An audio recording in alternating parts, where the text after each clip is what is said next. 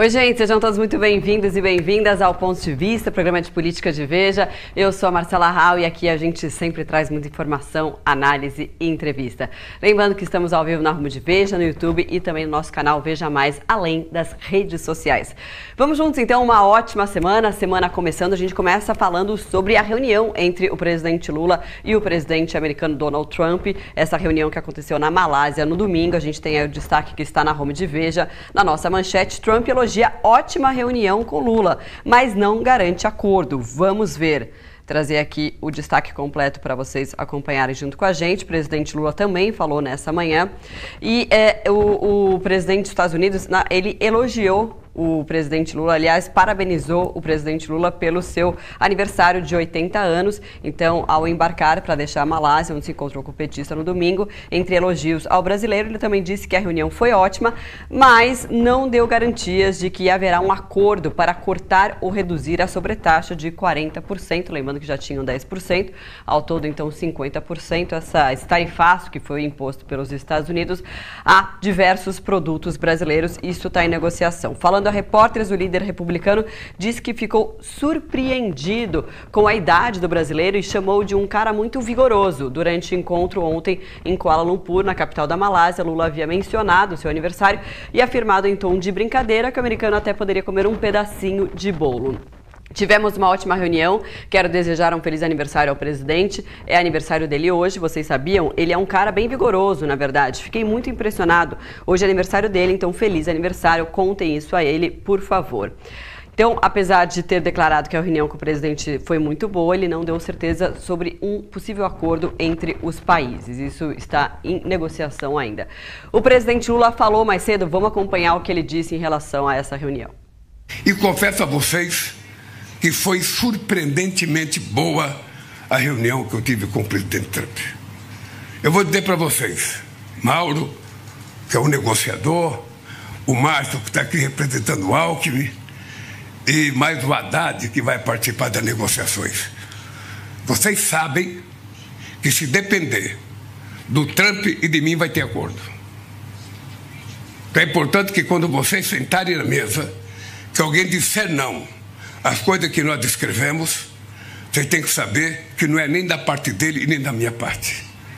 Porque nós estamos dispostos a fazer com que o Brasil e os Estados Unidos continuem com uma relação, sabe, como tem há 201 anos. Não são pouco tempo, são 2 séculos de reunião diplomática, sabe, muitas vezes vantajosas para os dois países, muitas vezes perigosa para o Brasil, como em 1964, mas tudo isso a gente deixa de lado, porque o que interessa numa mesa de negociação é o futuro, é o que você vai negociar para frente. E ele sabe que nós queremos, primeiro, suspender a taxação e vamos negociar. Veja que engraçado, eu sou o único presidente do mundo que reconheço que o presidente de um país tem o direito de taxar os produtos dos outros países, quando esses produtos estiverem causando prejuízo à indústria nacional. A gente está em contato com o Eduardo José Green, que é cientista político e professor da FGV, nosso convidado de hoje, para falar sobre essa reunião, repercutir e tentar, né, professor, analisar essa reunião entre o presidente Lula e o presidente americano Donald Trump. Seja muito bem-vindo, obrigada pela participação, bom dia. Bom dia, Marcela, sempre um prazer estar com vocês. Professor, bom, queria que o senhor trouxesse sua primeira análise em relação a esse encontro presencial, cheio de elogios, tal, parece que foi super amigável, tom de brincadeira, né? Rolou ali uma empatia, uma afinidade entre os presidentes, pelo menos aparentemente, mas o acordo em si, claro, tem um processo de negociação, mas nada foi cravado, né? Não, nada foi cravado. Acho que com o Trump é difícil a gente fazer uma análise consistente, digamos assim, porque ele muda de opinião de maneira muito rápida. Mas quero crer que nessa conversa dos dois presidentes tem estabelecido, pelo menos até agora, uma situação de muito pragmatismo de ambos os lados. Se nós imaginarmos que até 2 meses atrás o cenário era de portas fechadas para qualquer diálogo, e agora nós temos um encontro de ambos os presidentes com a autorização para que as equipes técnicas de ambos os governos passem a negociar, sobretudo aquilo que é o aspecto mais importante economicamente falando, que é revisão do tarifaço, porque isso afeta tanto as empresas brasileiras, que acabam tendo a dificuldade de exportar para o mercado americano, mas pragmaticamente olhando do outro lado, o Donald Trump, digamos assim, acusou o golpe de que a manutenção deste tipo de protecionismo exagerado, por assim dizer, acaba lhe gerando problemas internos muito significativos que afetam a pouca disponibilidade de produtos que o Brasil exporta muito para lá, como é o caso do café, como é o caso da carne, que possivelmente venha a ter algum tipo de desdobramento também, e com efeitos na inflação. E não há presidente de qualquer país, não há nenhuma liderança política que suporte inflação, porque o humor da população e dos eleitores rapidamente muda de lado. Então, acho que nesse sentido, talvez o aspecto positivo dessa primeira conversa, que nós podemos tirar, a meu juízo, é que a ideologia ou aquilo que eram esforços de partes, sobretudo de setores do governo americano muito identificados com uma visão de extrema-direita que entende que na América Latina governos de esquerda não são bem-vindos, dado uma certa visão americana de que a América do Sul, sobretudo, é um pouco do seu quintal, digamos assim, deixar de lado esses aspectos ideológicos e focar naquilo que, do ponto de vista pragmático, importa para os dois países no momento. Então, esse é o sinal positivo. Daqui para adiante, como as negociações irão avançar e que avanços serão obtidos de parte a parte, é algo que nós teremos que monitorar. Mas, de todo modo, acho que, ainda que o sinal seja positivo inicialmente, nós não podemos assumir de partida que essa vai ser uma negociação fácil, porque os interesses americanos no Brasil não são pequenos, por assim dizer, e também o Brasil vai ter que ter muita habilidade em fazer uma negociação de tal modo que aquilo que até o momento tem sido o discurso do presidente Lula da manutenção da soberania nacional não se veja afetado eventualmente por concessões que podem alterar um pouco dessa narrativa. Então tem equilíbrios entre o pragmatismo e equilíbrios entre a narrativa que os dois presidentes terão que fazer para os seus eleitores internamente, Lula no Brasil e Trump nos Estados Unidos, de que ambos, por assim dizer, saem vencedores dessa negociação. Então, teremos que acompanhar de que maneira esses desafios vão ser possíveis de serem obtidos numa negociação que ela é por si só complexa, dado o cenário em que todo o problema foi colocado, né? Pois é, e o presidente Lula falou sobre o acordo. Vamos acompanhar um trecho.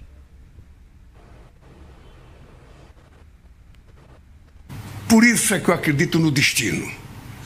Não teve encontro entre eu e o Trump na ONU, foi só 29 segundos que a química rolou entre nós. Depois telefonema de meia hora em que discutimos todos os assuntos que eram pertinentes agora. E veja, ele andou 22 mil quilômetros. E eu andei 22 mil quilômetros. Ele num avião melhor do que o meu. E eu, sabe, penei mais. E a gente veio se encontrar na Malásia. Veja o que é as coisas que tem que acontecer. O destino estava traçado. Era na Malásia que a gente tinha que se encontrar para que eu pudesse olhar nos olhos dele e dizer o que eu penso, ele olhar nos meus olhos e dizer o que ele pensa.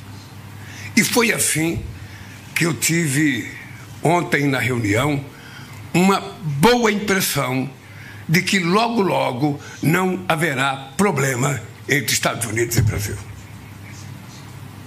E fiz questão de dizer ao presidente Trump que o fato de nós termos posições ideológicas diferentes não impede que dois chefes de estados tratem a relação entre os estados com muito respeito.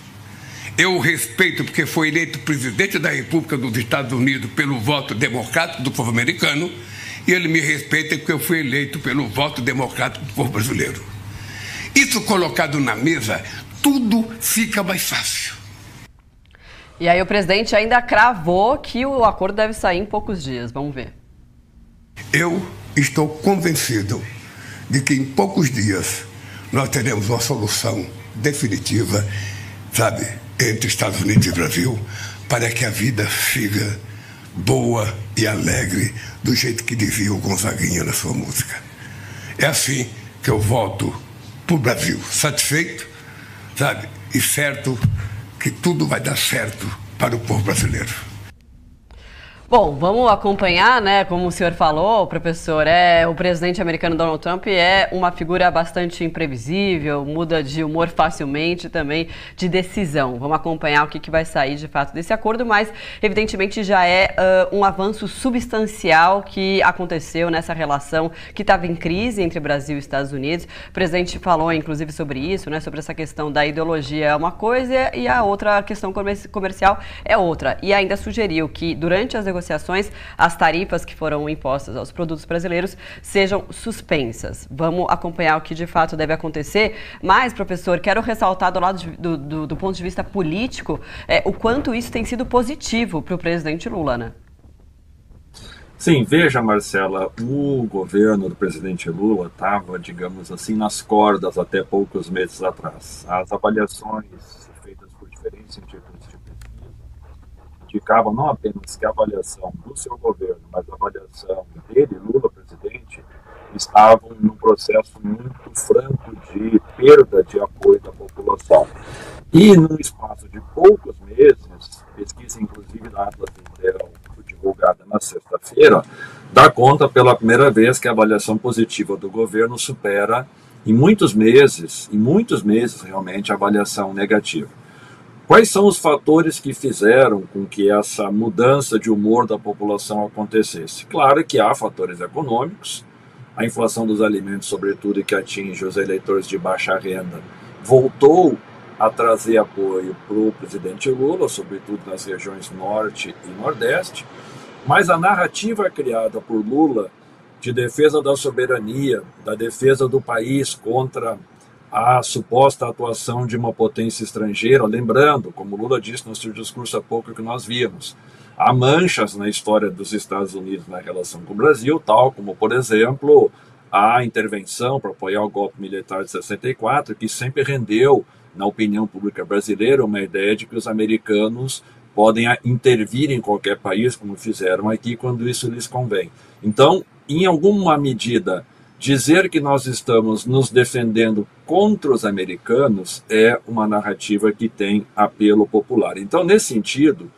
acho que foi um erro estratégico muito primário da extrema-direita brasileira, do bolsonarismo, capitaneada pelo Eduardo Bolsonaro, né, o deputado traidor da pátria que está nos Estados Unidos desde fevereiro tentando conspirar contra o Brasil, imaginando que os interesses comerciais de uma potência do tamanho como o dos Estados Unidos pudessem vir a ser subordinados aos interesses ideológicos do grupo que apoia o ex-presidente Bolsonaro. Então Lula ganhou, por assim dizer, de presente uma narrativa, uma marca, um discurso que o seu governo não tinha.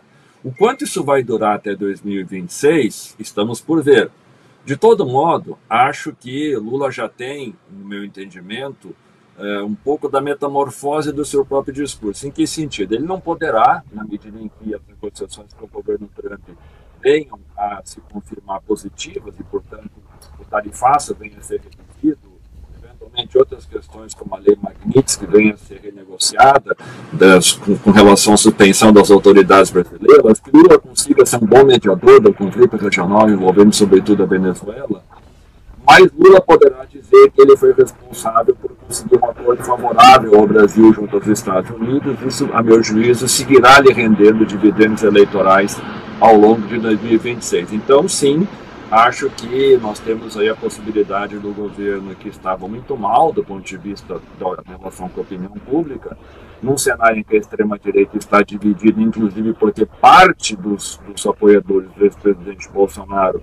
discordaram e seguem discordando do erro que foi essa narrativa de tentar conspirar contra o Brasil, e Lula até agora tem sido o grande beneficiário deste imbróglio, vamos dizer assim, criado de maneira equivocada por Bolsonaro e o bolsonarismo e os seus apoiadores. Professor, o áudio do senhor está um pouquinho ruim, estava bom e agora está oscilando um pouco. Vamos tentar arrumar isso aqui. Enquanto isso, eu queria aproveitar e trazer mais um trecho dessa fala do presidente Lula, agora relacionada ao ex-presidente Bolsonaro. Vale lembrar aqui que as tarifas foram impostas sob a justificativa de uma perseguição, de um caça às bruxas ao ex-presidente Bolsonaro, condenado pela trama golpista no STF. Vamos acompanhar. Em verdade, que ele citou na carta dele, sabe, foi a questão do julgamento do Bolsonaro. Eu disse para ele que o julgamento foi um julgamento muito sério, com provas muito contundentes. Nenhuma prova da oposição, a prova é tudo de relato das pessoas que estão sendo julgadas. Disse para ele a gravidade do que eles tentaram fazer no Brasil. Disse a eles que eles têm um plano para matar a mim, para matar o meu vice-presidente, para matar o presidente Alexandre de Moraes. E eles foram julgados com direito de defesa que eu não tive quando eu fui processado. E que, portanto, sabe, isso não está em questão, isso não está em discussão. Sabe? E ele sabe que rei morto, rei posto. Ele sabe. O Bolsonaro faz parte do passado da política brasileira. E eu ainda disse para ele, com 3 reuniões que você fizer comigo, você vai perceber, sabe, que o Bolsonaro era nada praticamente. Bom, o presidente americano Donald Trump, ele também, quando ele foi questionado ali por repórteres, enquanto ele estava com o presidente Lula, né, ele falou sobre o ex-presidente Bolsonaro. Vamos acompanhar um trechinho, eu vou espelhar aqui para vocês. Dá pra gente espelhar?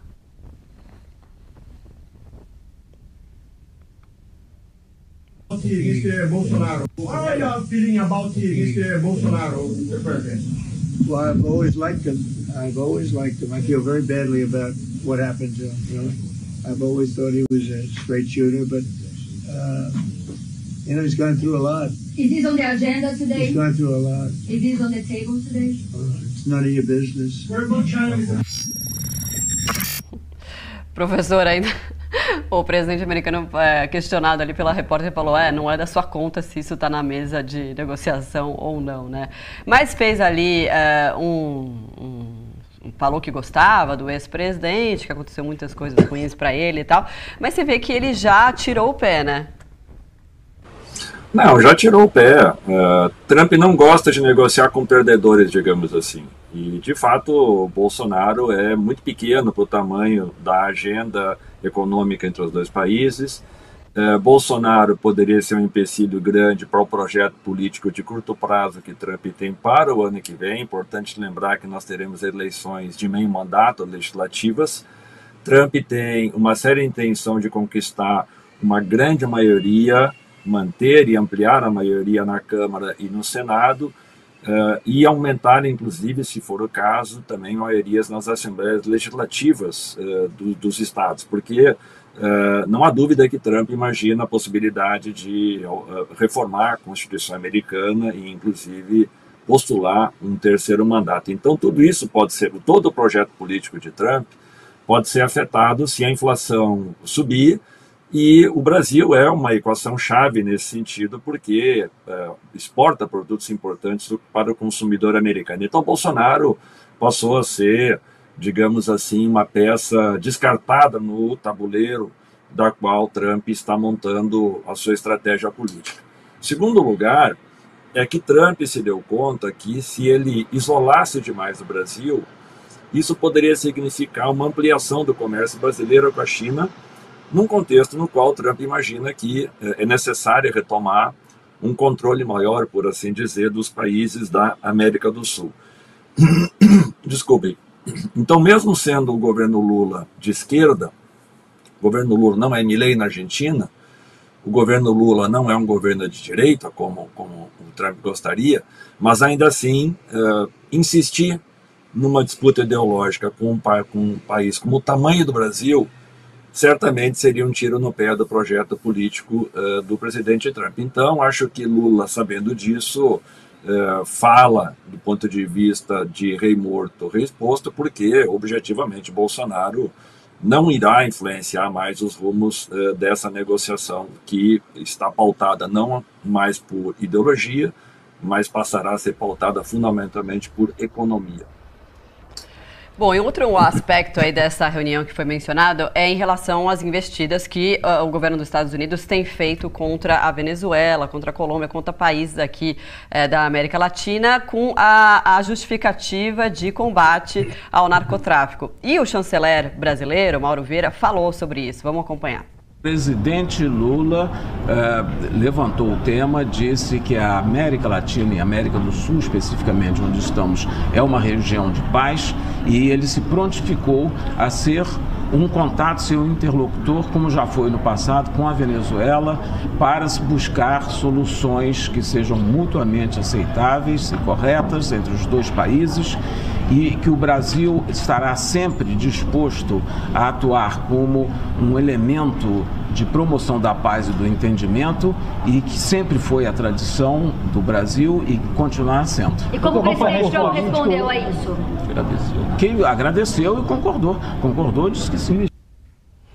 Tá aí, então, pelo menos é um início aí dessa conversa, né? O presidente Lula, o Brasil se colocou à disposição para mediar esse conflito. Vamos ver se, de fato, os Estados Unidos vai querer utilizar dessa ajuda, desse apoio do Brasil para tentar mediar essa situação aqui na América Latina. Sobre esse aspecto específico, professor, como é que você viu?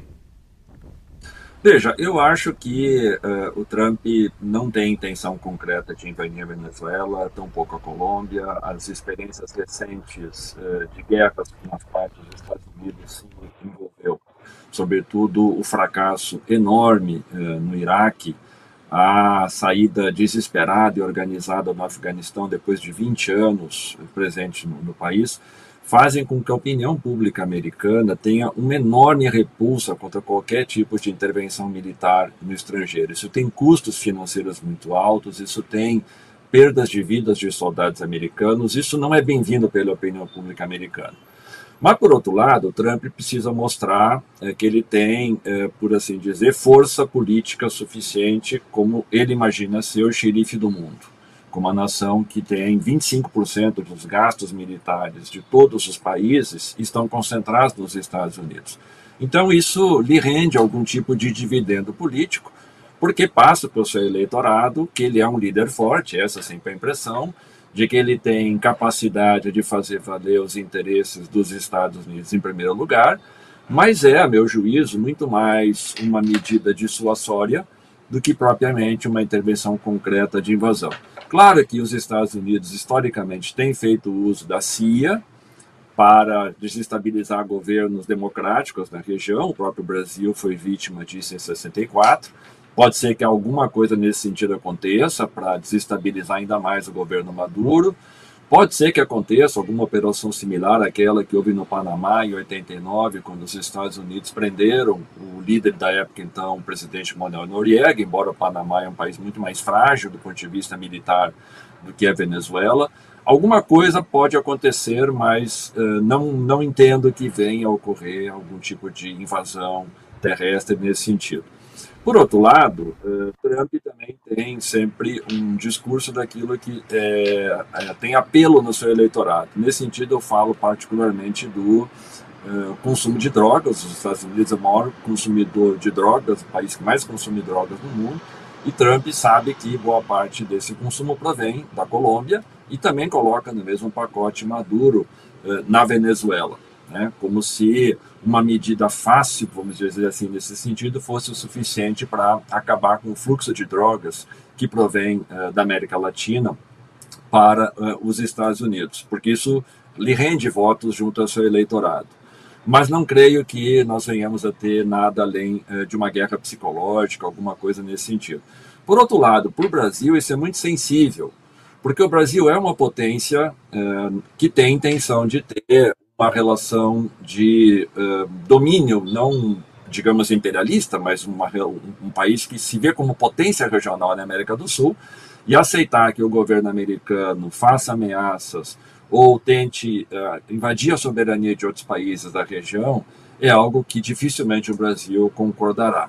Esse é um elemento importante na negociação, porque Trump não pode sair também dessa ameaça feita à Venezuela e à Colômbia sem uma narrativa de que ele foi vencedor naquilo que era o seu objetivo. Então, de que forma o Brasil vai moderar uma negociação, da qual ele diz que não aceita a interferência de uma potência estrangeira num território no qual o Brasil se acha a principal nação. E Trump também não podendo dizer que abandonou essa ameaça sem alguma narrativa posterior, certamente é mais um ingrediente que torna essa negociação, como a gente falava no início, entre o Brasil e os Estados Unidos, algo que nós não podemos dar por garantido que já tem resultados certos, né?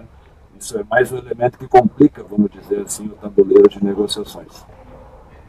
Muito bem, a gente conversou com o Eduardo José Green, cientista político e professor na FGV. Professor, muito obrigada. Sempre bom contar com a sua participação aqui no Ponto de Vista e até uma próxima oportunidade. Obrigado, Marcela. Sempre um prazer.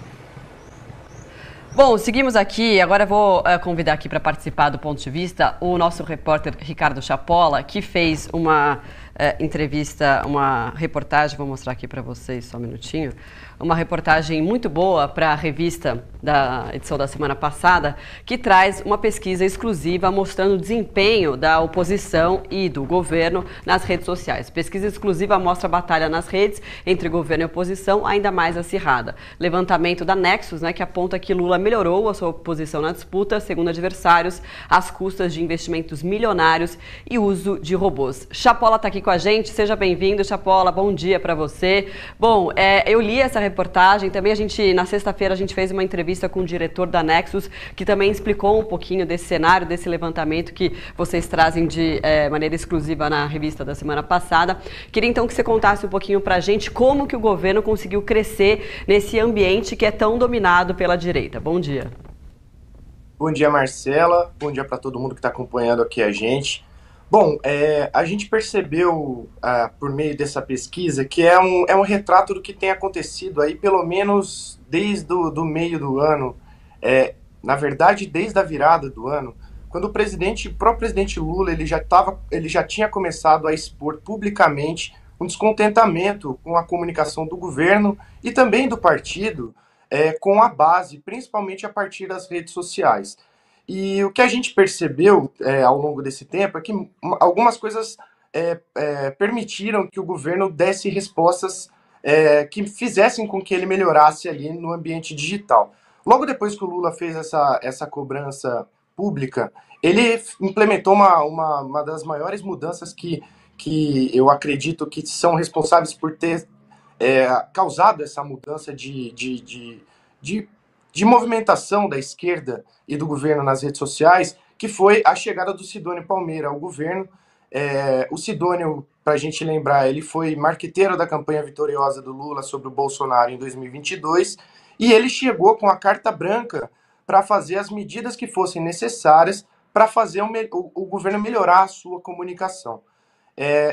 Assim que ele chegou, o Sidônio, ele trouxe para a sua equipe a Maria Queiroz, que trabalhava com o prefeito João Campos, né, em Recife, e a partir daí o governo passou a mudar completamente a forma de se comunicar com as pessoas nas redes sociais. Então, o que a gente, parando para olhar ali nos perfis do governo, você percebe que eles deixaram simplesmente de comunicar usando release, fazendo texto, postando uma foto. Eles começaram a usar bastante meme, adotaram uma linguagem muito mais utilizada hoje nas redes sociais para conseguir melhorar esse desempenho. E eles surfaram, com essas mudanças todas, eles conseguiram surfar em alguns episódios que aconteceram aqui no Brasil, que eles conseguiram dar essa resposta graças também a essas mudanças que eles fizeram. Então, logo depois deles terem sofrido aquela derrota cachapante na questão do Pix, né, do vídeo do Pix, feito pelo deputado Nicolas Ferreira, que obteve, 300 milhões de visualizações em um intervalo muito curto de tempo, logo depois disso, a gente percebe respostas muito mais incisivas e muito mais condizentes com o ambiente digital que foram feitas pelo governo, né? Então, o governo também aproveitou a questão da soberania, né? O discurso da soberania, defender a soberania nacional, a partir do tarifaço imposto pelo Trump, que também recebe o estímulo de lá, né? Do deputado brasileiro Eduardo Bolsonaro, que fica lá tentando, nos Estados Unidos, tentando reverter a situação jurídica do pai dele aqui no Brasil, pressionando o Congresso, pressionando o judiciário, né? E a partir disso também o governo começou a promover um discurso, a partir desse discurso, né, de soberania, produzir conteúdo batendo nessa tecla também que ajudou a fazer a imagem do governo Lula melhorar bastante nas redes sociais. Ao mesmo tempo, o PT também implementou mudanças internas, e muita gente diz que foi o PT que fez isso primeiro, que promoveu essa virada de chave, vamos dizer assim, na forma do governo e da esquerda no geral se comunicar pelo meio digital. O PT, a partir daquela campanha da taxação dos mais ricos, começou a usar muita inteligência artificial na produção de seus conteúdos, né? E o pai dessa ideia é um marqueteiro que é ligado ao PT há muito tempo, chamado Otávio Antunes, que defendia essa ideia de usar essa ferramenta para produção de conteúdo, e foi uma ideia que deu muito certo, porque o PT mesmo produziu relatórios mostrando a performance também dessas publicações em todas as redes sociais. E eles viram que realmente funcionou bastante a fórmula. E aí, então, a partir daí, eles começaram a usar bastante também na produção dos conteúdos deles. Uma outra mudança bastante significativa no PT, o PT contratou uma equipe própria para produzir conteúdo agora, para lidar com a comunicação do partido. Antes, esse papel era desempenhado por uma agência que era contratada pelo partido. Agora, é uma equipe própria de 50 pessoas aproximadamente, que começou a ocupar praticamente um andar inteiro da sede aqui do partido aqui em Brasília, e essas pessoas começaram a cuidar com mais cuidado e com um pouco mais concatenado com os tempos de hoje, né, a produzir esses conteúdos para as redes sociais do partido. E fora isso também, o PT ele lançou uma iniciativa chamada Pode Espalhar, que é outra também que o partido considera como um acerto. E o Pode Espalhar ele consiste na aproximação do partido com cerca de 100 produtores de conteúdo, né, 100 influenciadores, que a partir de uma pauta em comum ajudam o PT a produzir conteúdo e a difundir esse conteúdo pelas redes. E eles até, de uma forma meio cínica ali, eles chamam esse grupo aí de o Gabinete do Amor, em alusão ao Gabinete do Ódio que marcou o governo Jair Bolsonaro pela difusão de fake news, né? O que a oposição diz, Marcelo, para todo mundo que está assistindo a gente, é que eles atribuem essa melhora da esquerda ao uso de robôs, olha só, né? Antigamente eram eles que eram acusados de fazer isso, e hoje eles estão falando que é o PT quem faz isso, porque eles dizem que eles têm uma ferramenta de monitoramento que conseguiu identificar diversos perfis que fazem, por exemplo, 3.000 publicações diárias. E isso, na avaliação deles, é algo inviável para um internauta de carne e osso, né? Então, eles acreditam que esse crescimento, até agora, que a própria pesquisa da Nexus também confirma, é artificial. Isso aí a gente vai ter que ver ao longo do tempo, né? Para ver se o engajamento que o PT está mostrando agora, se isso vai ser revertido lá na frente, né? Em militância na rua e em voto também, no fim das contas. Muito bem, Chapola, parabéns pela reportagem, né? É interessante trazer esses dados, a pesquisa que traz esses dados tão relevantes que mostra, de fato, esse crescimento da esquerda nas redes sociais e essa mudança de linguagem e estratégia para tentar se aproximar do que a direita já faz muito bem, né? E se comunica muito bem nas redes sociais e, enfim, né? Para o ano que vem, então, é algo que é fundamental para que haja um desenvolvimento nesse sentido para o governo federal. Chapola, obrigada, boa semana, bom dia. Valeu e até a próxima. Obrigado, Marcela. Obrigado para todo mundo. Boa semana. Bom, gente, seguimos aqui, claro, falando sobre toda essa questão da reunião do presidente Lula com o presidente dos Estados Unidos, Donald Trump, a repercussão, né, dessa reunião, o que deve acontecer daqui para frente. E a gente recebe hoje aqui no nosso estúdio o deputado federal Ubiratã Sanderson, do PL do Rio Grande do Sul. Deputado, muito obrigada pela presença do senhor aqui com a gente. Agradeço a oportunidade e o convite. Parabéns pelas reportagens que vocês têm apresentado. E nós acompanhando muito de perto esse cenário político que cada vez mais acelera a movimentação política também aqui no Brasil. Lá nos Estados Unidos, nós vimos essa reunião com Donald Trump e Lula. Ontem também o resultado na Argentina, das eleições na Argentina, com uma vitória avassaladora da direita, o dobro de votos, quando imaginava-se que haveria uma disputa acirrada. Inclusive, eu estava acompanhando as pesquisas na sexta e no sábado, e algumas pesquisas davam conta de que o Milei perderia as eleições do Congresso. Ao contrário, ele não só venceu, como deu quase o dobro dos votos, né? Então, é um panorama bastante candente no aspecto político e, por isso, aqui no Brasil também, com muita repercussão, e nós estamos acompanhando esses desdobramentos todos. Claro, tem a questão da Argentina, como o senhor bem citou, e tem a reunião do presidente Lula com o presidente americano Donald Trump, que foi uma reunião positiva, ainda sem um acordo concreto. Isso a gente vai acompanhar se de fato vai acontecer nos próximos dias, mas queria a avaliação do senhor em relação a isso. Primeiro, há que se registrar que nós, parlamentares do PL ou da oposição, sempre tivemos e buscamos com muito foco a conciliação, fazer com que essas tarifações fossem derrubadas, né? Segundo, deixar claro que o nosso deputado federal e líder, Eduardo Bolsonaro, né, que foi o deputado mais votado da história do Brasil em 2018 e agora em 2022 também, com larga votação, não tem ou não teve responsabilidade alguma nas tarifações. Quem sabe teve alguma responsabilidade na questão da Lei Magnice contra o magistrado, o ministro do STF, Alexandre de Moraes. Agora, quanto às tarifações, o Eduardo não teve participação nenhuma, isso está aprovado ontem.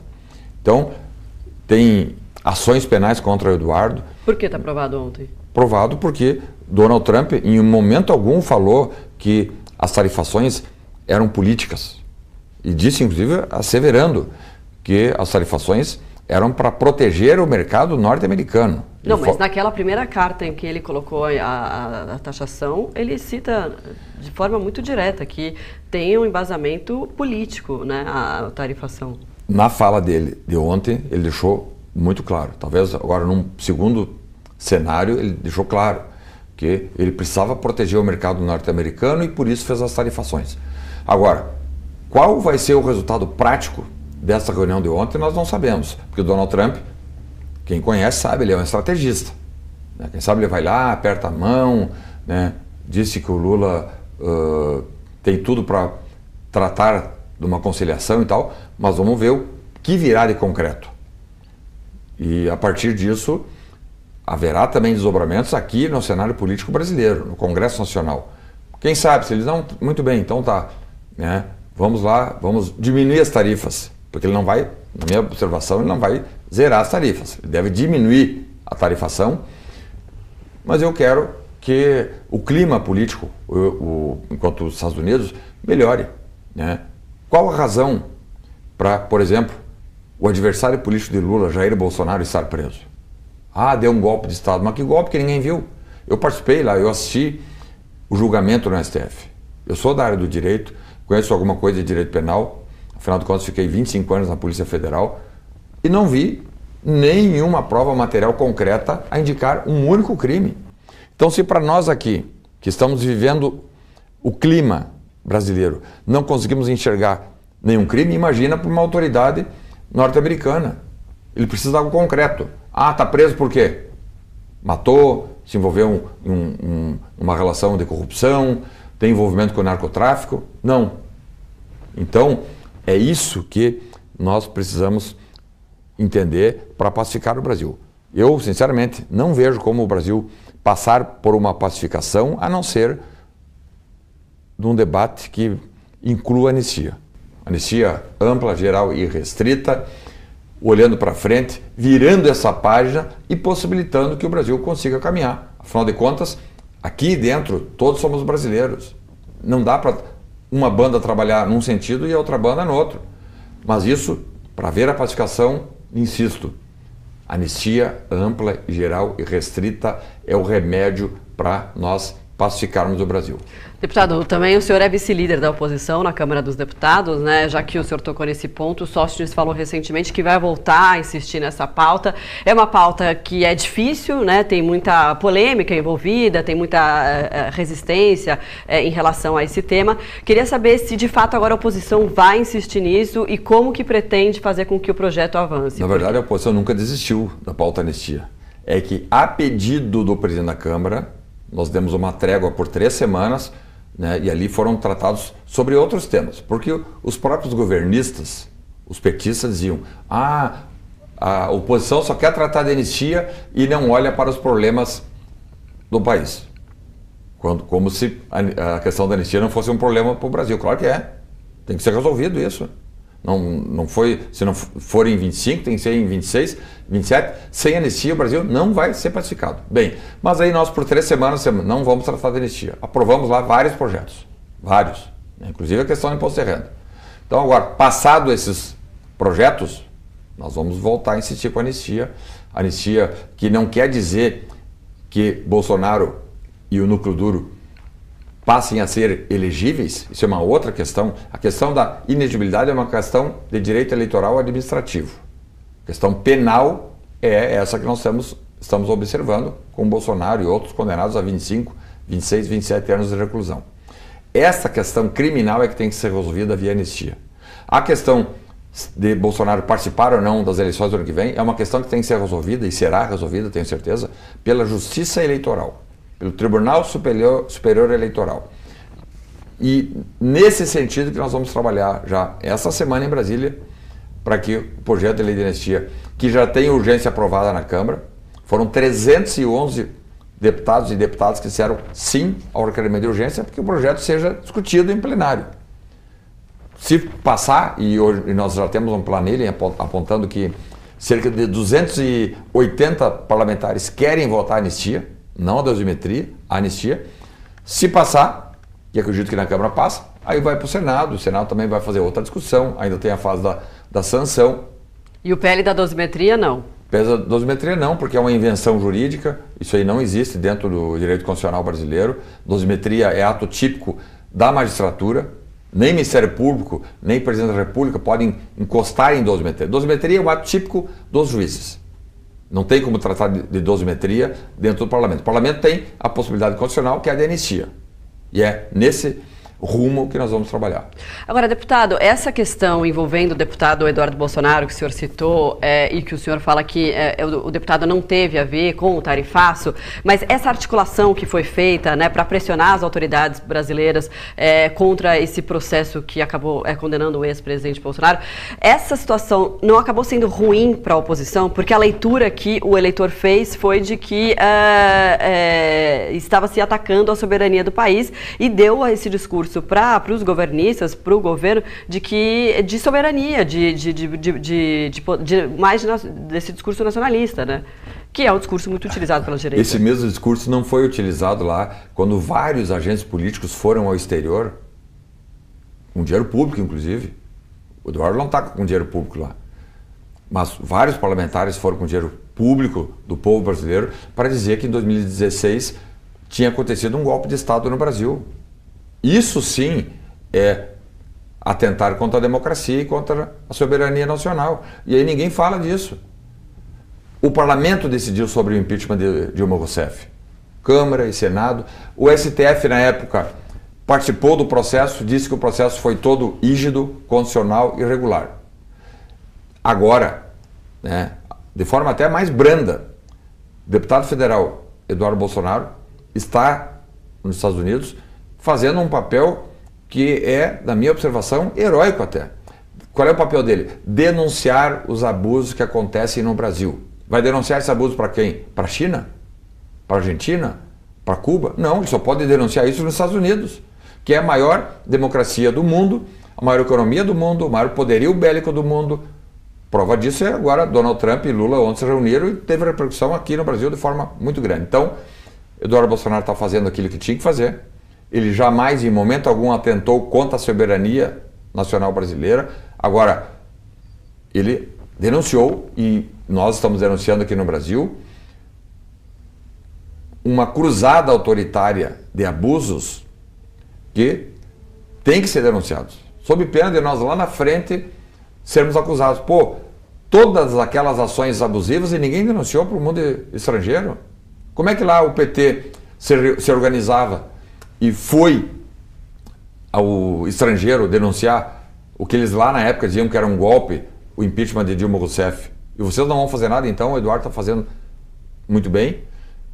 As tarifações não tem nada a ver com o Eduardo Bolsonaro, ele nunca tratou de tarifações. Agora, ele sim subsidiou, e os Estados Unidos têm autonomia. Ora, se um deputado federal do Brasil vai dizer assim, ó, Donald Trump haja nesse ou naquele sentido, não. Ele subsidiou, dizendo, ó, não, realmente, no Brasil tem um magistrado, ministro do STF, Alexandre de Moraes, que sequer poderia estar atuando no processo, porque é desafeto de várias partes, e ele atua, ele é juiz, ele é promotor, ele é executor, ele é investigador, ele faz tudo. E é nisso, talvez, com esses subsídios, que as autoridades americanas resolveram fazer essas restrições, impor restrições a esse ministro Alexandre de Moraes. Agora, tarifações, que aí sim tem a ver teria a ver com reflexos econômicos aqui no Brasil, as tarifações nunca passaram por Eduardo Bolsonaro, ele nunca tratou disso. Isso é um ato e uma atitude integralmente adotada pelas autoridades dos Estados Unidos, que, como disse muito bem ontem Donald Trump, resolveram proteger o mercado americano, tarifaram vários países e o Brasil foi o país mais tarifado, com 50%.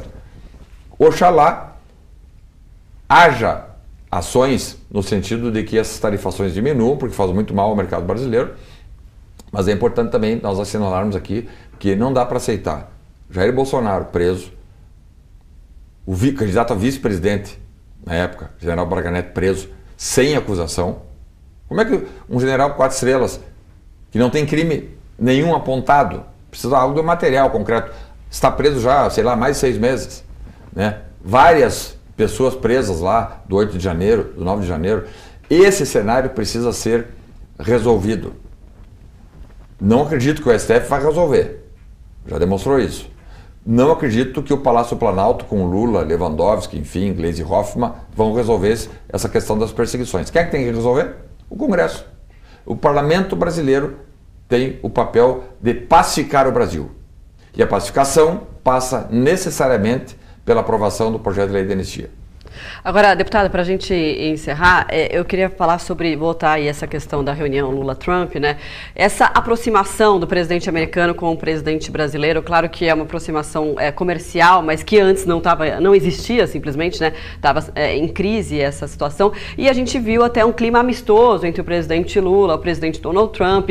Então, e o presidente Lula tem utilizado disso muito bem, e o que foi visto até pelo eleitorado, tem sido visto pelo eleitorado, que algo positivo, ele conseguiu reverter o jogo, né? Ou pelo menos está conseguindo em parte, porque a negociação ainda não terminou. Como que a oposição vê isso?